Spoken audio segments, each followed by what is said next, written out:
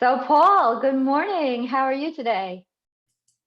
I'm doing fine. I'm here, awake and alert, and I'm looking forward to meeting our guest and talking about our book, Saved by Sport, that's due to come out in January of 2022.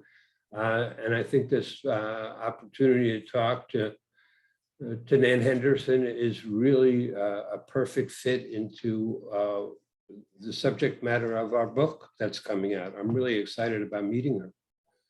I am too. And, I'm excited for everyone else to know that Saved by Sport will be launched in January. Mhm. And it's a book about resiliency. It's about finding your inner resilient athlete based on Yeah. a lot of interviews that we both conducted. And it was interesting, I think, that we found Nan's resiliency quiz. And she has been generous enough to share that with us in our book because she is the president of Resiliency in Action. She is well known throughout the country, maybe even the world. She has her own website. She has an online newsletter. She's an editor of 5 books on resiliency. So she's been on talk shows and all kinds of sites. And I'm excited about it because this is this is a really great person to have on our show and to be part of Saved by Sport. Mm-hmm. Yeah. So So, should we just bring her well, in? she's not here quite yet. She's not here yet. Oh, Not yet, okay. but So we she have will to be here build at some 11. resiliency and wait for her. Well, we do have to wait for her. I know. But that's okay. Um, I'm excited because our website too, by the way, Paul, if you didn't know this, will be Yeah. going live pretty soon, maybe even today. And it's going to be Mm-hmm. savedbysport.com. And then we want people to subscribe, which is free, to Mm-hmm. learn about our book launching date, the exact date, to also subscribe to any events or book Mm-hmm. signings that will be coming up. Well, it's a beautiful site. It's an absolutely gorgeous site. Have you seen it? I've taken a look at it and I like what is happening. It feels like it's almost completed, and I can't wait to everybody getting a sense of what the book is about from looking at the site, and they'll get a really good feel of Hmm. and hopefully a desire to get the book and read it, and Yeah, it'll but change their there's an life. excerpt there. There's an excerpt, so people can actually read a little bit about the book, what it's going to contain. And the other thing is, which is really exciting, is Mm-hmm. that we're going to get a book cover pretty soon from Kohler Books, Yeah. and we'll be able to share that on our website.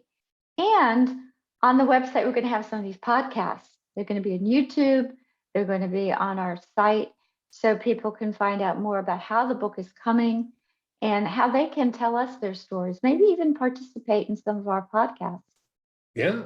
And maybe they could give us some feedback along the way Hmm. if they want. Just let us know that you've seen it, and if you have an idea or two about it, maybe you could share it with us, because I think it's going to also be a blog where when Okay, people can read the book and then respond, that's cool. and And we you can know what? respond to their response. We can. And we're Yeah. going to respond right now to Nan because she is coming on. So let's bring her into the room here. All right. Uh, Hey. yeah, she's coming in. Yay. She's connecting. I love this Zoom. It's so much fun. Hi, Hey. Nan. Well, Welcome. thank you. Hello, Nan. How Hello. are Nice you? to meet you in person. Good to see you in person, both of you. Yeah, Thank even though you. it's not exactly in person, it feels like it's in person, doesn't it? Yeah. The next It's best day. yeah, exactly. So Nan, we introduced you already. You're the expert in resiliency. And I know Paul wants to start out with a question that he'd like you to answer. Okay. Okay, it sort of is a very basic question All right. by a novice, me, which is, how do you define resilience or resiliency? And is it something that you can be born with, Mhm. or can you just need to develop it? So I'm curious about this area. Okay, good. I love this question. When I first encountered resiliency in about 1990, nobody was talking about it. So the way that it's proliferated since then is there's been hundreds, maybe thousands of social science research studies from psychology, psychiatry, sociology that have looked at this very question. And that is, why is it that some people do better when they have enormous adversity in their lives, and yet they don't get involved in all the, horrible outcomes that we might predict, or if they do, they bounce back? Why? What's the difference? And so here's what the researchers have concluded. Okay. This is a quote right from the psychological research, that everyone is born with an innate self-righting tendency. So that's an academic mouthful, an innate self-righting tendency. And for some people, the way I've come to think about it, it might be a tiny little pilot light. Other people, maybe genetically, I think there is a component, maybe because of what they have in their environment besides the adversity. Other people seem to be a little more easily resilient. But the answer to your question is, everyone has the capacity, and that's right from the psychological research. And to answer your question about the definition, the capacity to bounce back, rebound in the face of adversity, and go on to lead a satisfying life, a healthy life, a positive life. Now, let me just say, as someone who has a lot of adversity in my background, that doesn't mean there's not wounds. That doesn't mean there's not pain. That doesn't mean there doesn't need to be, in many cases, therapy and recovery. But the idea that because you're born into trauma or tragedy, you are doomed is not true. And that's what the resiliency research, the myth that it's debunked for about 50 years now. People are resilient. Everybody has the capacity. Why? I believe that too. Yeah. Yeah, I believe we all can move forward. Yeah. Now, what the research has shown is that what makes the difference is in many cases what they call protective factors or resiliency building factors. And those are conditions in someone's life that facilitate the resiliency process, the bounce back process.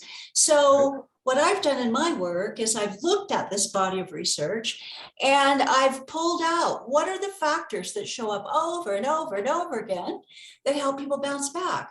And then people that are in the helping professions, teachers, coaches, faith leaders, community leaders can be conscious about putting those conditions in the lives of people who have struggled or who are struggling.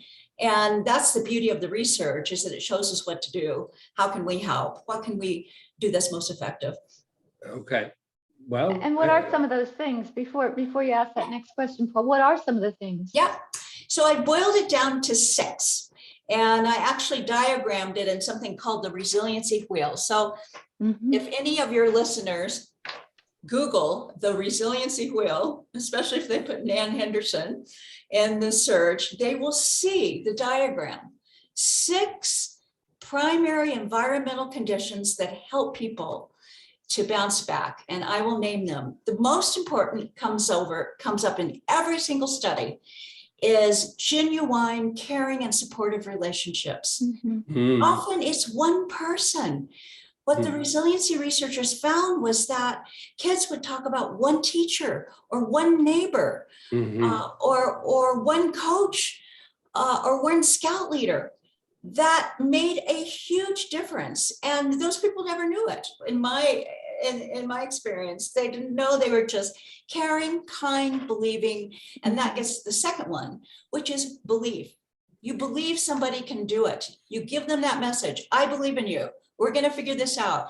I see your strengths. What's right with you is going to pull you forward. And the third condition is opportunities for meaningful participation. What that means is connect people to things that they're passionate about. Give them an opportunity to contribute in a meaningful way. The fourth condition is any way to connect someone, whatever age, to the positives in life. So find other positive people, find other organizations, find a hobby. If somebody loves animals, get them to the animal shelter. Whatever their passion is, connect them, get it to grow. Sports, for many, many people, sports, that's it. That's saving grace. The next one is clear and consistent boundaries. So people need to know what's expected of them. They need consequences. When we have external boundaries, it helps us to internalize boundaries, which we all need to do. And the last one is teach life skills. So I often say, if you're a kindergarten teacher, you're going to be teaching the kids just to line up and take their turns. If you're a high school teacher or a parent or someone concerned about a high schooler, it's a whole different ballgame. You know, how do you apply to college, or how do you fill out a job application? So the life skills are different depending on the age of the person. Those 6 factors come up across adversity, which is an amazing finding.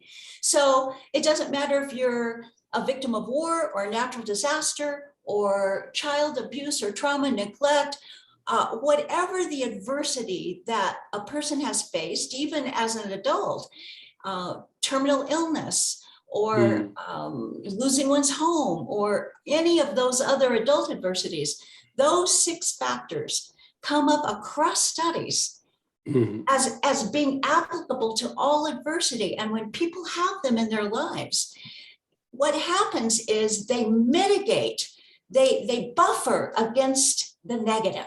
So these positive resiliency building factors buffer against the negative.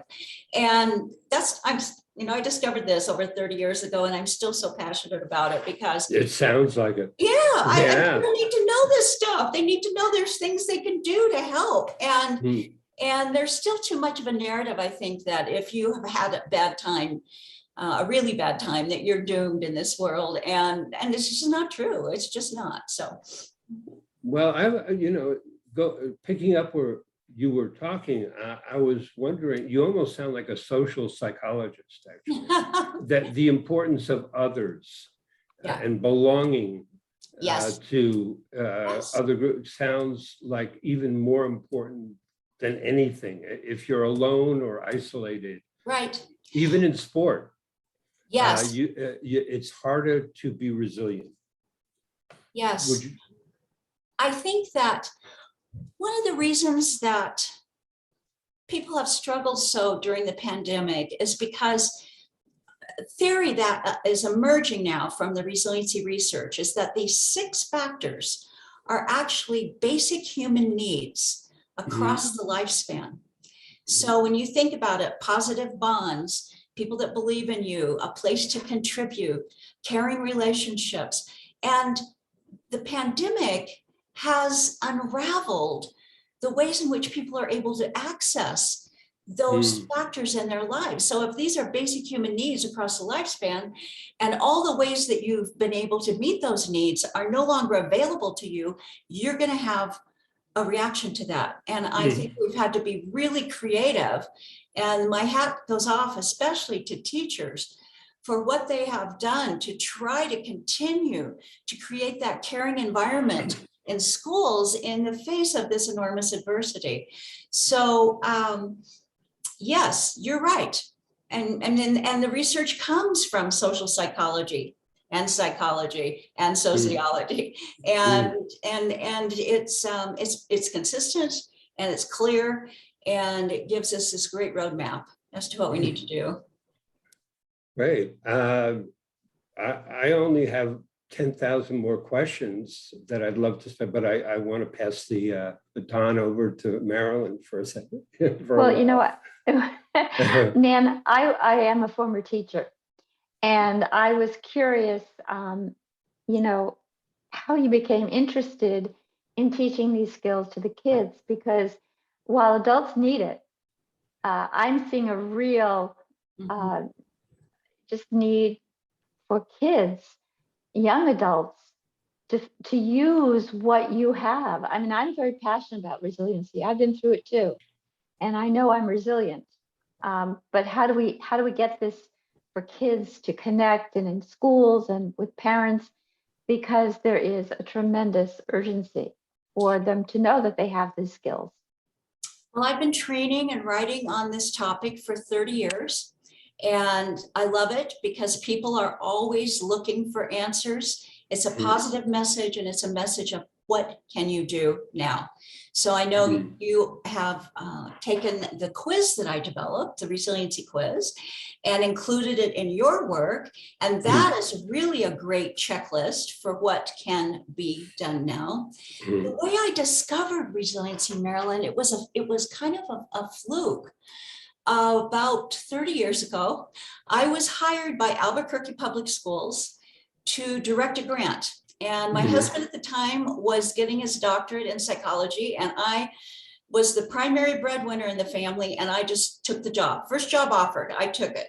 And little did I know, I mean, it changed my life because I was directed by the grant to go into the most recent research and find what was bubbling up to help kids succeed in school, and particularly kids to succeed in the face of adversity. Now, New Mexico ties with Mississippi as the most impoverished state in the country. So when I got to Albuquerque, I grew up in the Pacific Northwest. So when I got to Albuquerque, I saw neighborhoods and families and even schools in a level of let's just say disrepair and in need of support that I hadn't seen other places. So I took this job and I went looking in the literature, and lo and behold, another pioneering colleague of mine named Bonnie Bernard had published a paper. I think it came out in 1990, and it was called Fostering Resiliency in Kids, Protective Factors in Families, Schools, and Communities. And I found that paper, and it was just a huge eureka for me, because before that I'd been working as an agency social worker, and I had this nagging intuition that something was wrong with the traditional model. I'd worked in an agency that had representatives in all the schools. This was up in Washington State. And we did a lot of interface with the schools. So I was always working with kids and their families. And all I did was assess what was wrong.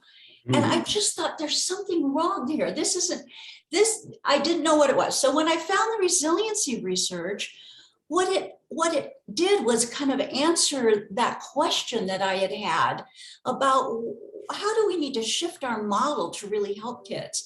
And what that research says is we have to look for their strengths. Everybody has strengths. And those strengths are what is going to pull people back. So if you're only assessing what's wrong, page after page after page, you're missing the exact thing that is going to help that person overcome. So in addition to these environmental conditions, there's a whole list from the research of personal resiliency factors that have been shown to help people. That when you have some of these, nobody has all of them, when you have some of these, this is kind of your lifeline. So the message I got from that is assess the strengths as well as the issues and the problems. And so I was working for Albuquerque Public Schools, and that district and those teachers just ate this up. I think sometimes people that are called to work in really challenging places maybe have the biggest hearts, because they certainly aren't in it for the money or the fame. And they were so eager to find solutions, to find help. And so it facilitated my first book, which was called Resiliency in Schools. And I featured a lot of what the Albuquerque schools did with this information. I mean, it went district-wide in the 90s, and it was really gratifying. So from there, then education was really the first field, I think, to widely embrace the resiliency model. And I worked in the inner city in New York City schools, and I worked for Los Angeles Unified, and I went to native reservations in the middle of nowhere, and just places, especially where people were struggling more, seemed to really embrace this idea that there were research-based factors that help people overcome, and there was a roadmap as to what could be done. Well, And you're can I changing ask a you mindset too. I'm okay. sorry, you're changing a mindset here because you're creating new belief systems. Yes. Which I love. I'm sorry, Paul, go ahead. No, I was wanting to ask a question that would lead me to a little bit of a statement. Nan, I was wondering if a resilience or resiliency is a static quantity, or is it something that moves from situation to situation, age to age, whatever might be going on in your life? Yeah, it's not static. I mean, let's just face it. When you have an avalanche of adversity that comes to you at any age, it's going to be more difficult to swim against that tide. So one of the research findings is that resiliency is fluid. And I often say to all the groups that I train, which are primarily educators and social service providers, that we need to identify those people that are struggling more and put these conditions in their lives even more. So it will help that bounce back process. So no, any of us can be feeling pretty good, and all of a sudden we walk out and, you know, life hits us like a truck hit you. Five different things, or a pandemic, you know. Yeah. Well, speaking of pandemic, I was going to ask you one last sports question, which is what these professional basketball players have been able to focus on playing at a very high level a sport in the midst of them struggling with issues like COVID and other kind of social things that are going on that are very upsetting, if you will. And does is that a place for somebody to teach about resiliency? I'll just leave it there. Do you have any reaction to? Well, I just think the whole world needs to know about resiliency and, you know, about these factors. So many organizations, activities actually embody those 6 things. So I think, Paul, if you were to think about that resiliency wheel and apply it to your knowledge of sports, you would find that sports, and I always add this, done well, embody those 6 factors. Now, I've worked in situations and been in situations where I'm particularly thinking of high school sports, where those 6 factors aren't necessarily in place, or they're not done well, you know, particularly around the boundaries, maybe some of the skill building, but sports done well is completely facilitative of resiliency. And I can't tell you how many times I've talked with kids that have said, this was my lifeline. It really was. So I love the title of your book because I think it's really, really applicable to the reality of people's lives. Well, it certainly changed mine because I had problems as a very young child, and I turned to sports as a way of overcoming. And it did. It worked. So I appreciate what you're talking about. And we found so many ordinary people to interview for our book who had extraordinary hardships, and they turned to some kind of sport. And their lives changed. They became passionate. They became more resilient, and they discovered the new them, you know?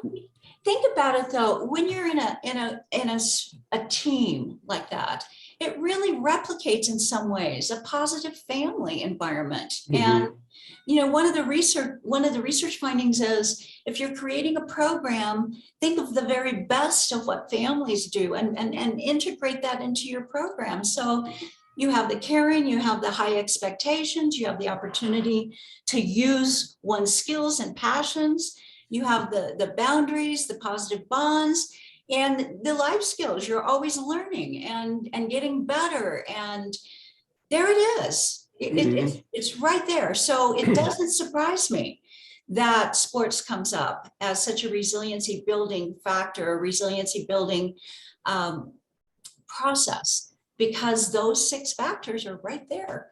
Well, it sounds like every coach in the country should take your class and read Well, your that's what I book. was going to suggest. I was going to say, I- get you this know, out. I have to toot my own horn a little bit. I'm going to pull out something I just created. This is the Resiliency Training Program, and it's a training of trainers, and I've taken it virtual. So that's the manual that everybody gets, and it's a 2-day virtual training, and I just piloted it a couple of weeks ago, and people are just thrilled because they're immersed in the research, they're immersed in the strategies, they get to interact with one another, make plans as to how they can implement it. And the other book that I'll mention is the Resiliency Workbook. So this is Bounce Back Stronger, Smarter, and with Real Self-Esteem. And how do they get a hold of that? Amazon for this, and for my training, go to resiliency.com. That's my website. Okay. Cool.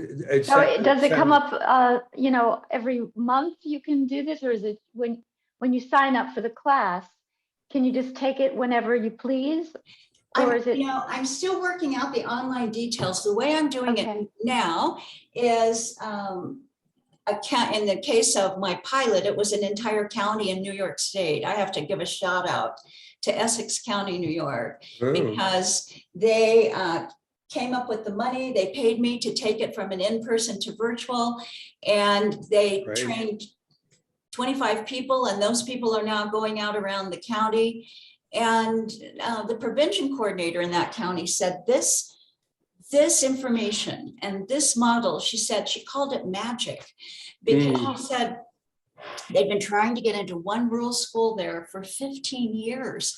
And that school was defensive and didn't want anybody else coming in and seeing their problems. So she walked in with the Resiliency Workbook and talked about strengths and overcoming, and the doors were opened after 15 years. So that's the other advantage to this model. It doesn't put people on the defensive.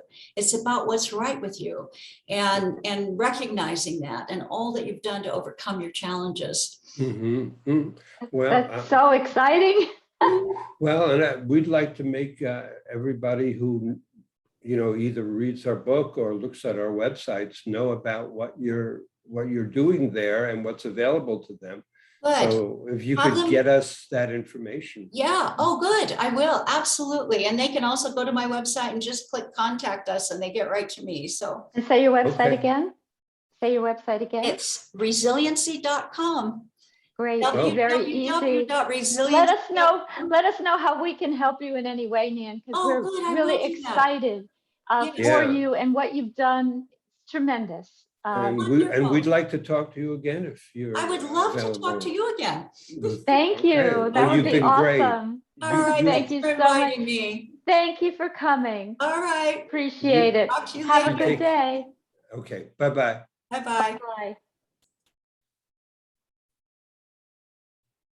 So what do you think? I thought it was good.